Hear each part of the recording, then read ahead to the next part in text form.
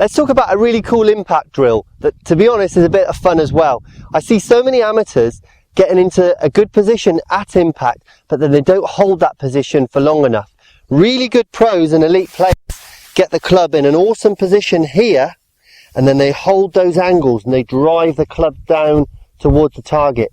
What I see a lot of handicap golfers do is even when they get the club back into a good position here, their body starts to stop and this starts to happen. Their wrist starts to fold, almost as if they're scooping the ball. Alternatively, they might try and help the ball up into the air. Two things you don't want to do. We want to maintain that extension. So let me give you a drill and a kind of practice aid that you can use. You can practice this without a golf ball. You can even do it at home.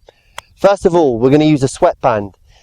Then a wooden spoon. I'm sure you've all got one of these in your golf bag. Unfasten your glove and place the handle end of the spoon just down about 3 inches into your glove. Can we see there? Then go ahead and fasten that up. So it's just going to sit there on its own. Now you can see if I bend my wrist, the spoon comes away. Okay? So what we're going to do is we're going to tuck the spoon end underneath our sweatband. So that gives us a very locked left arm. You can see I can't cock my wrist the same as I could.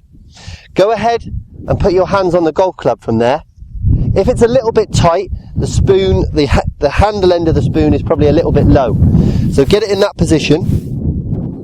Believe me, Tiger practices this. Now what we're going to do is we're just working on the forward motion here.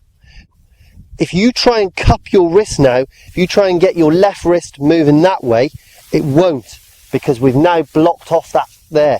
And that's what we want to happen. We want that extension happening out there. It's something you can feel. That's why I like this so much. If you try to cock the wrist there, it won't, because we've locked it into position. Now, it's not about, if I turn face on, it's not about that motion there, like we're hitting a cricket shot, moving the wrist underneath. It's just keeping that wrist position nice and solid and flat there. So you can see if I drive towards you there, once I've made contact with the ball, I can hold the club moving that way.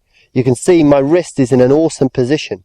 As I say, the thing that I like so much about it is that if at all you try to cock the wrist the wrong way, the spoon will get in the way and it will stop it happening. So this drill is not about hitting golf balls. Although we go up and set up to a golf ball, it's really about getting the feeling about extending from there. Do that 5 or 6 times.